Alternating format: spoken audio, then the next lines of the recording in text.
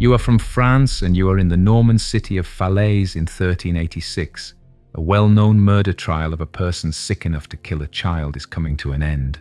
As you sit in court, the judge gives the sentence. The defendant is to hang. What's the matter? This person is a pig. People used to think that the death sentence was just a normal part of life, but this isn't an absurdist movie. It's a real trial that shows how complicated and sometimes even weird it has been to carry it out. People are morbidly interested in death, especially when it's done in public. This is why the death penalty has a lot of rules and traditions that don't make sense to people in the West today. Still, think back to Chesterton's fence. If something has been done for a long time, it's probably because of a good reason. Also, the sometimes confusing rules about the death penalty made sense in their political and social settings. Sometimes they were useful, and sometimes they were just a ritual. Even though they may seem disgusting now, the only thing they had in common was that they were generally very violent. Asking for forgiveness. Even though medieval and Renaissance societies had their fair share of cruel and unusual punishments, they tried to soften the blow of the death sentence by making it into a more humane Christian ritual. In order to do this, the person being executed had to have a last drink with the person being executed and beg for forgiveness. The execution of Hans Vogel in Nuremberg in the 1600s, as told in historian Joel Harrington's book, The Faithful Executioner, reprinted in slate, shows how the death sentence turned into a complicated and sometimes strange ritual. The convicted man's last days were not too different from the last days of a person on death row today. He could be with his family, get spiritual support, eat and drink one last time, and make amends for his sins in the hopes of going to heaven. When it was time for him to die, though, his last meeting would be with the assassin, who would come into his cell dressed in his best clothes and ideally drunk. The killer would ask the prisoner to forgive him for what he was about to do once he got inside the cell. After that, they would make small talk, or try to, and see if the prisoner was ready to be put to death. If not, they shared a famous painkiller called a St. John's drink and went to the place where the people were going to be killed. If the person carrying out the execution was feeling kind, he might let the man on death row bring something to comfort him. Animal trials. The year is 1457. In the French town of Savigny, a sow and her 6 piglets attack people and kill a 5-year-old boy. The pig's owner walks away instead of taking responsibility, leaving the animals to be tried for murder. The sow has been found guilty and will be hanged to death. The piglets walk because no one could show they were involved. We can't understand it now, but things like this did happen, and not just in Savigny. As was already said, another sow was killed for the same reason in the Norman city of Falaise in 1386. People who were put on trial as animals were charged with crimes like murder and tried like people, even though they couldn't defend themselves because, well, they were animals. So, when the 1386 sow was put to death, she was dressed as a person, led by an armed guard, and hung by a trained executioner. Surprisingly, animals were rarely put on trial for demonic behavior. This was probably because the Catholic Church in the Middle Ages did not usually prosecute witchcraft. Most of the time, people dealt with these issues on their own, like when black cats were killed during plagues. There were some exceptions, like when the cock of Basel was put to death. The bird was put to death because it laid an egg that would grow into a basilisk, just like in Harry Potter. Tip the executioner for a less painful death. In Europe, especially in France before the Revolution, the way people were put to death depended on their class. Commoners were put to death by burning, hanging, or being broken on the wheel, which meant threatening the sentenced person through the spokes of a wheel and then stabbing them. It was possible for aristocrats to be punished in the same way, but money talked even when death was close by. Rich people could tip the executioner to get a less painful death by beheading. This was one of the secret rules of the game. During the French Revolution, the rebels were upset about this and decided to make things fair by creating the guillotine, a machine that would quickly kill all prisoners by cutting off their heads. In the 19th century, Europe stopped using the crueler ways to put people to death, but paying executioners did not go away. It was mostly used with firing squads. In 1867, Emperor Maximilian of Mexico was put to death by firing squad by Benito Juárez's Mexican Republicans. This is at least one case of this.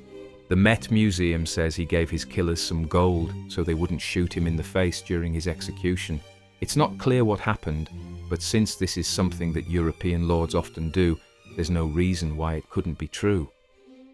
The law of fratricide. Think about a rule that says a certain group of people must be put to death regularly, not just once, just for existing. That's how things worked at the very top of the Ottoman Empire, where the law of fratricide meant that all male candidates to the Sublime Porte were killed.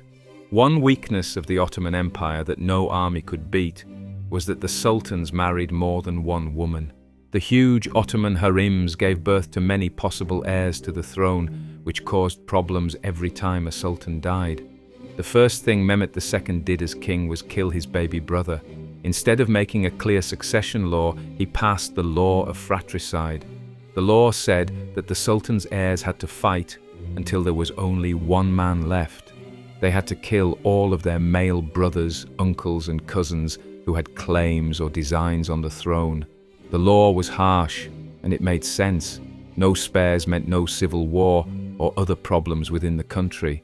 A free-for-all like in the Hunger Games made sure that the cruelest and most heartless men became sultans. These were men who were ready to do whatever it took to keep the Ottoman Empire united and their places safe. It looked brutal to people from the West, but in the dangerous world of the Renaissance, it made sense from a purely practical point of view. Aztec alcohol laws didn't care who you were related to. Most of the time, when it comes to crime, having more money means getting away with more. There were some acts that nobles didn't have to follow in Hammurabi's law code, which is the most famous law code in history. Things were very different in the Americas, though. The Aztec rule against being drunk in public is the best example of this. The Aztec Empire had strict rules about drinking booze. People who were old were the only ones who could drink and still show their faces in public. In some events, it was even encouraged. Other than that, most commoners were not allowed to drink booze at all, while elites could drink small amounts. But being part of the ruling class did not let people break the law without going to jail. Anyone younger than 70 could be put to death for being drunk in public, and it didn't matter who they were. People from both classes who looked drunk in public were given second chances, but people who did it again were put to death right away. The Aztecs thought that nobles should be punished the same way commoners were, because that was how the empire saw nobles. Nobles set the standards for public virtue and behavior because they were the educated class and the future leaders of the kingdom. In other words, people expected them to do what they said. The only difference was how the people were put to death. Commoners were beaten in public, while lords and their families were kept from shame by being strangled in private. And the catch, 22 of Dakota justice.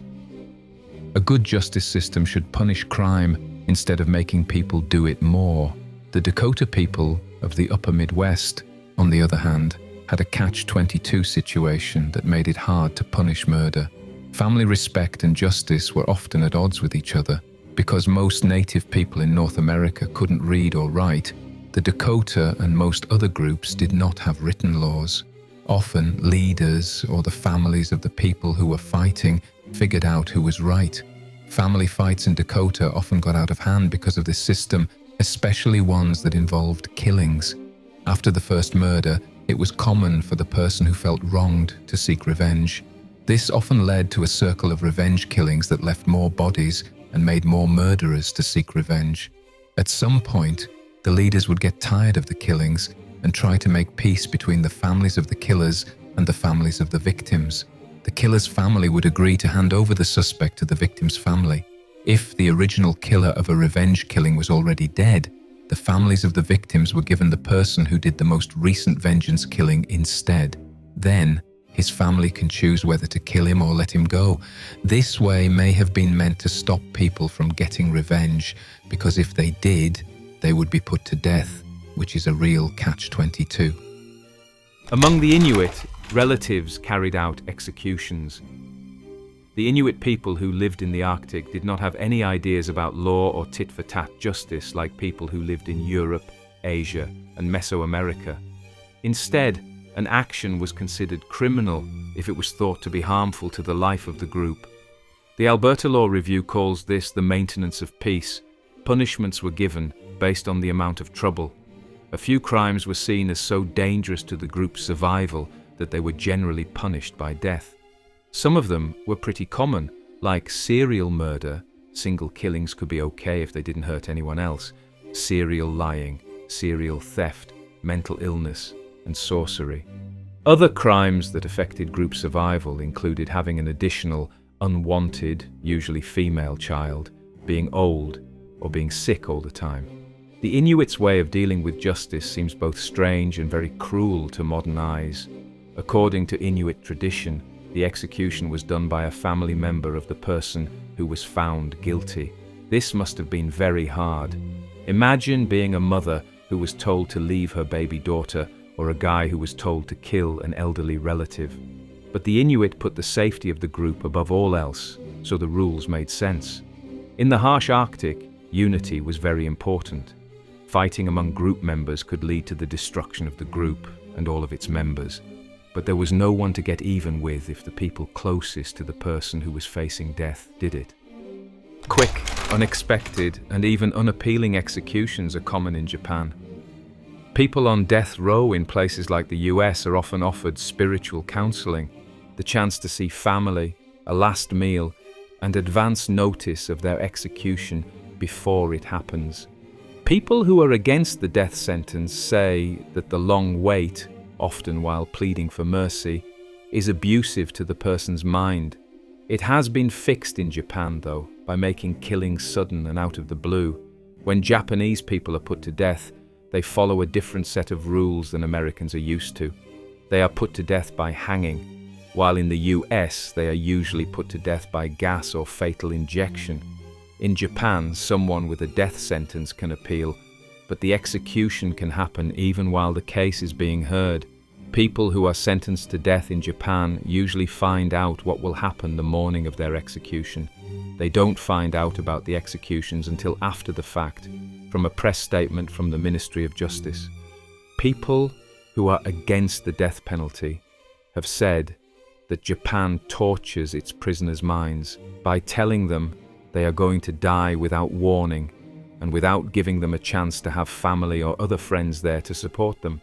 Japan, on the other hand, has said that this is a kind thing to do for the condemned people who would be scared while they waited to be killed.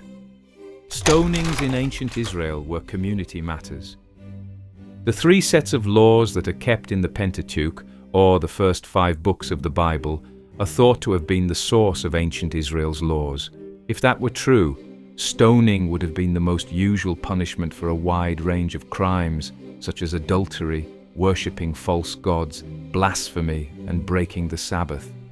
The whole community shall stone that person for blasphemy of God's name, according to Leviticus 24:16. Witnesses would throw the first stones. The law's thinking comes down to 2 things: being pure and making amends for everyone. When someone committed a major sin, it made their family and community dirty and guilty. The community washed away its sins and guilt by taking part in the killing of the criminal. Deuteronomy 22:21 says that if a non-virgin bride commits adultery, except for rape, on her wedding night, the men of the society should stone her at the front door of her father's house.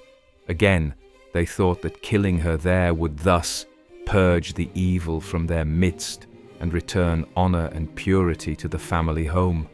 Since no legal records or statues from ancient Israel have been found, it is not clear how the secular rules that came from the law actually worked. However, it seems likely that if the Pentateuch, which is said to have come from God, existed in the 10th century BC, its rules would have been mirrored in the punishments of the time, even if not exactly. Venice's secret executions. When the Reformation came to the peninsula of Italy, the Republic of Venice was in a tough spot.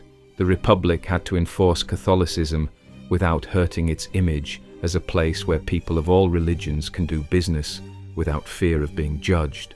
The Merchant Republic had to do this because some of its wealth came from trade with Protestant Northern Europe and an important Jewish community in the Eastern Mediterranean, which was controlled by Muslims.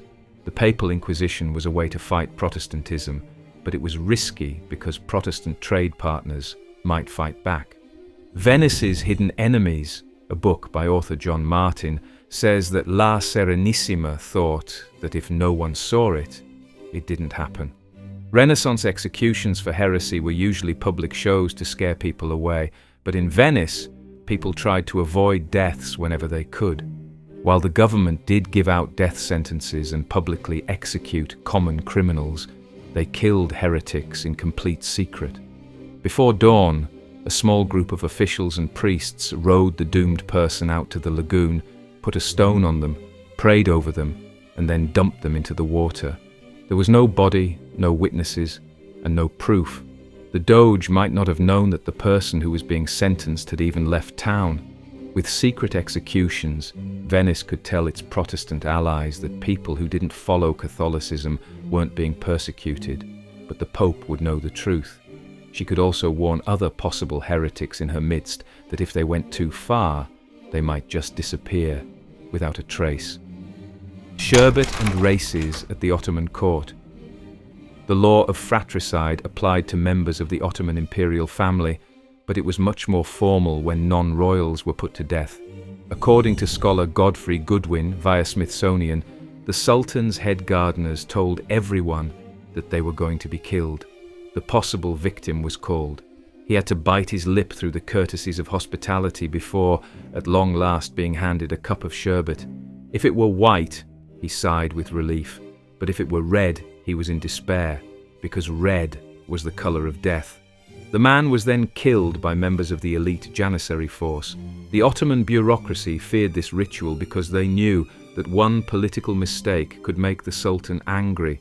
The most important officials, like the Grand Vizier, had a chance to avoid the feared red sherbet. The officer would not be put to death if he could beat the gardener he was supposed to work with in a foot race. The tradition lived on into the 19th century, with Grand Vizier Halil Pasha's win being the last known example. The person who came before him was killed 9 days into the job. This person won the race and was appointed governor of Damascus. Mongol executions could not shed blood. A history of Genghis Khan written in the 1300s called The Secret History of the Mongols says that when he was young and living on the Mongolian steppe, he caught 2 chieftains who had broken their promises to him. They gave up and knew that their throats would be cut in a messy way upon death. Genghis Khan had them smothered to death instead. This way of killing someone seemed very different from how the Mongols usually did things, which was to leave a bloody trail of damage and leave their latest victim dead after sacking them. It looks like the Mongols were willing to kill commoners, but they had different rules for killing elites. During the 1258 sack of Baghdad, Hulagu Khan had Abbasid Caliph al-Mu'tasim rolled up in a blanket and trampled to death by horses.